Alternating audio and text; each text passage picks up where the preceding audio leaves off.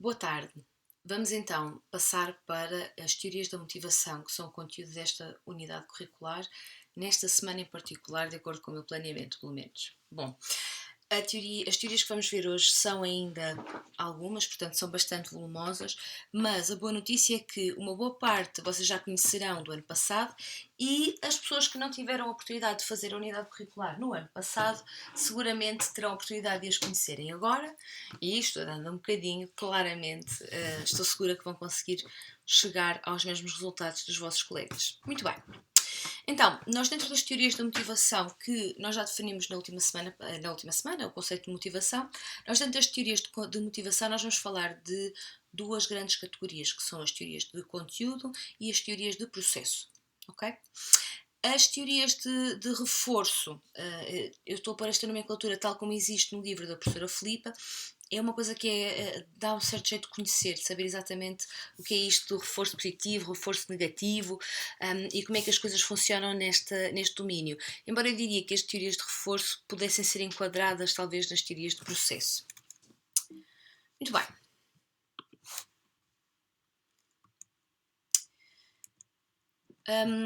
Uns autores muito conhecidos na área do comportamento organizacional referem exatamente que nós podemos dividir então entre teorias de conteúdo e processo e podemos falar de teorias gerais e teorias organizacionais, sendo que as teorias gerais se focam na motivação para todas as pessoas em todos os contextos e as teorias organizacionais se focam na motivação dos colaboradores.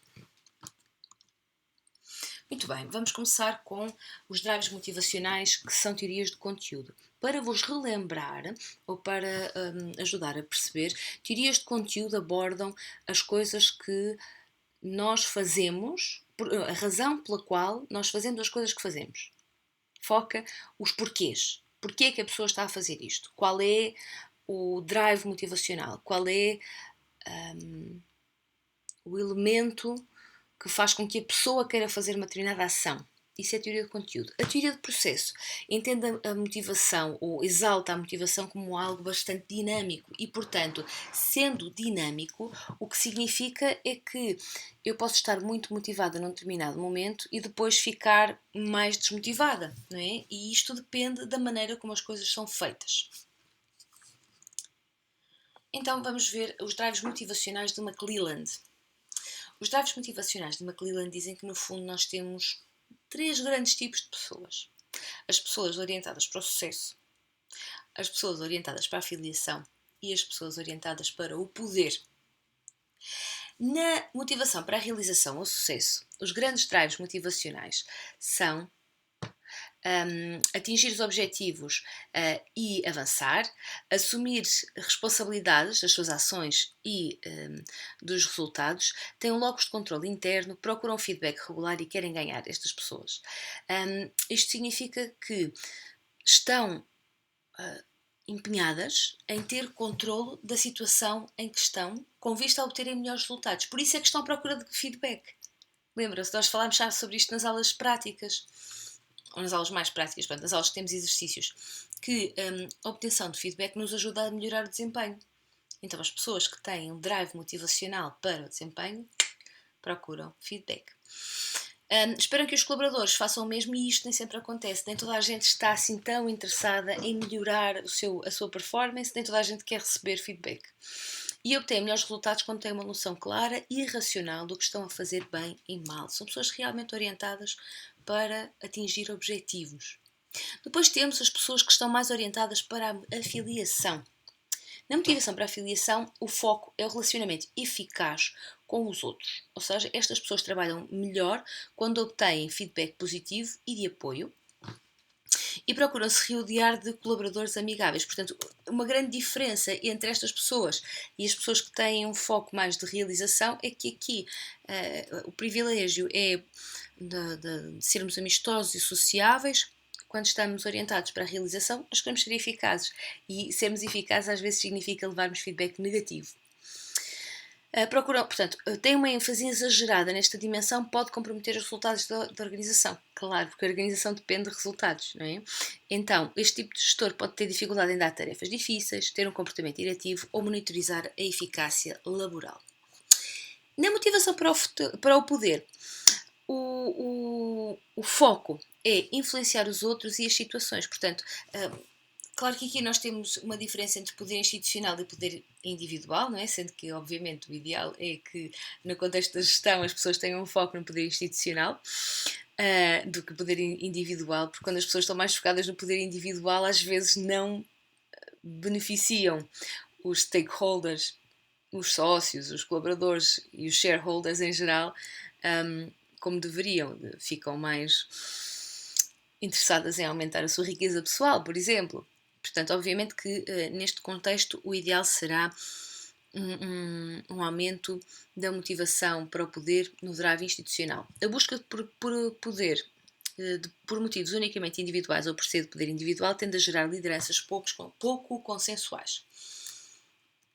Um exemplo que eu costumo dar quando falo das drives é que, por exemplo, para a mesma atividade ou para a mesma decisão, exemplo, ir para a medicina, pode haver drives muito diferentes. Podemos ter a pessoa que vai para a medicina porque quer muito ajudar os outros, quer fazer um impacto, quer ter um impacto no mundo, fazer diferença na vida dos outros. Que tipo de drive é que sentem que esse seria?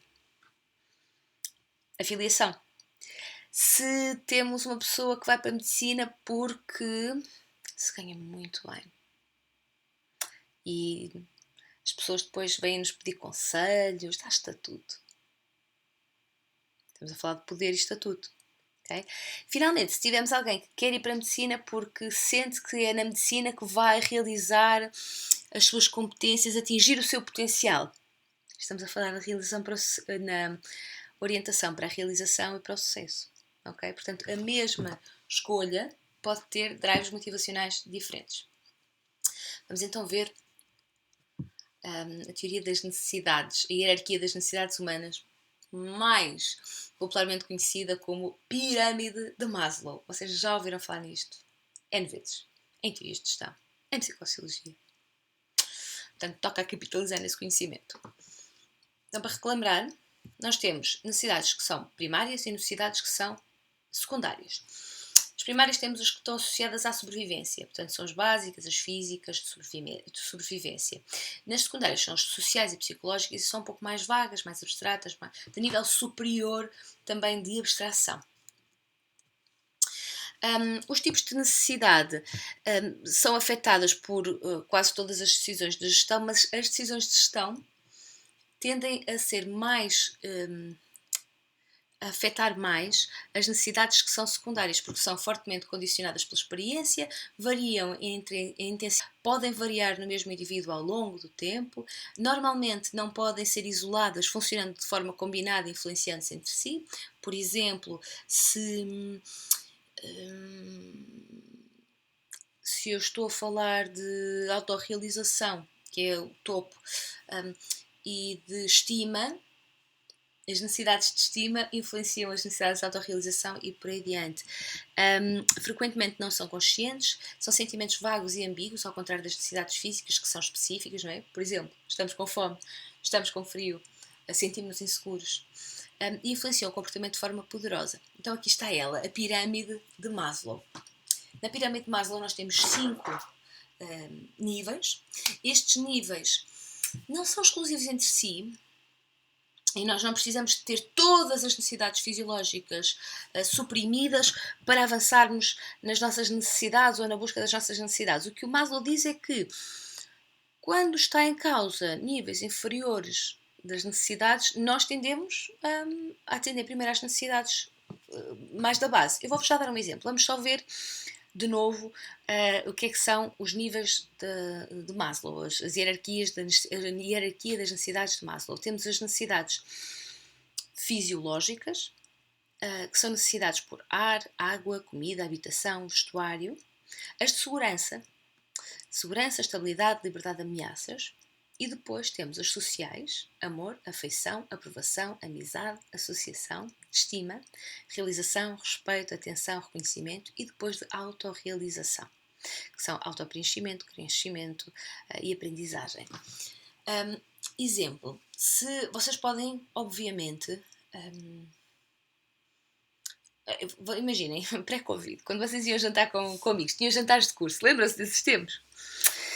Tinham jantares de curso. Suponham que vocês acabam o curso e até têm um jantar com muitos amigos, das quais têm muitas saudades, mas vocês estão à procura de emprego e surgiu-vos uma oportunidade de emprego, de entrevista de emprego, para o dia a seguir de manhã, e o jantar é aqui em Lisboa, mas a oportunidade espetacular que vos surgiu é em Guimarães. Então o que é que escolhem? Vão jantar com os amigos? Ou vão sair cedinho de casa para ir para Guimarães ou dormir a Guimarães e prescindir do jantar com os amigos? O jantar com os amigos corresponde às necessidades sociais e de estima, ao passo que a possibilidade de ter um emprego corresponde a suprimir as necessidades fisiológicas e de segurança. Nós normalmente compreendemos perfeitamente quando alguém nos diz: epá, eu adorava ir, mas estou doente. Mas isso, portanto, a necessidade de recuperar de uma doença corresponde a uma necessidade fisiológica, não é? Se bem que atualmente não ir por uma questão de estar a recuperar de uma doença também é uma questão social, é de nós protegermos os outros. Mas, portanto, nós tendemos a compreender isto de uma maneira bastante intuitiva. Mas também significa que, quando estamos a falar de motivar as pessoas, temos que perceber que, se nós queremos que as pessoas se foquem nos níveis superiores da pirâmide enquanto gestores, nós temos que lhes providenciar recursos suficientes para eles não estarem preocupados com o nível inferior. Se eu estou constantemente preocupada se vou ou não vou ter dinheiro para pagar a renda no final do mês, não estou muito focada naquilo que me dá mais gozo profissional. Eu estou focada naquilo que me dá dinheiro. E, portanto, estas coisas do autopreenchimento, crescimento e aprendizagem ficam um bocado de lado. Porque eu tenho um filho para criar. Não é? E, portanto, há estas questões que nós temos que considerar. Tá? Pirâmide de Maslow, já vimos os drives de McClelland. Pirâmide de Maslow. Depois, se tiverem alguma dúvida ou questão, estou super disponível para esclarecer. Vamos à teoria bifatorial de Herzberg. Esta teoria, que também é de conteúdo, frequentemente as pessoas têm dúvidas com ela. E eu vou passar já... deixa-me... Ai, dá cá. A chave para compreender esta teoria é perceber que o Herzberg não fala de satisfação com o trabalho como indo de insatisfação a satisfação. Não. Ele diz que a insatisfação e a satisfação são duas coisas que podem coexistir. Então o que ele diz é que, imagine isto, vocês chegam a um sítio e estão num estado neutro. Se houver fatores motivacionais, vocês avançam para a satisfação. Se vos faltarem os meios higiênicos, vocês avançam para a insatisfação. Ou seja, a motivação leva-vos do zero ao infinito, em termos de motivação, mas a insatisfação leva-vos do menos infinito ao neutro. Ok? Portanto, os fatores higiênicos servem para eliminar a insatisfação, ao passo que os fatores motivacionais servem para aumentar a satisfação. Por isso é que vocês têm pessoas que ganham muito dinheiro e estão insatisfeitas, e têm pessoas que não ganham dinheiro nenhum e trabalham numa ONG e estão super felizes com o trabalho que fazem. Okay? Na teoria bifatorial de Herzberg, aquilo que nós temos é fatores motivacionais que se prendem com os níveis superiores do Maslow e fatores higiênicos que se prendem com os níveis inferiores do Maslow. Okay? Portanto, os fatores motivadores serão sentimento de realização, reconhecimento, trabalho variado e desafiante, desenvolvimento pessoal. Nos fatores higiênicos temos a relação com o chefe, a relação com os colegas, a supervisão técnica e as condições de trabalho. Aqui na relação com o chefe e com os colegas é a questão da validação pessoal, okay? Porque a relação por si só com os outros pode ser um fator motivador. Não sei se queria agora aqui a confusão. Perceberam esta diferença? Eu vou-vos dizer, isto aqui, se desse para eu ter isto em formato de apresentação, aquilo que vocês viram é isto. Portanto, nós não temos fatores motivacionais e fatores higiênicos a competir.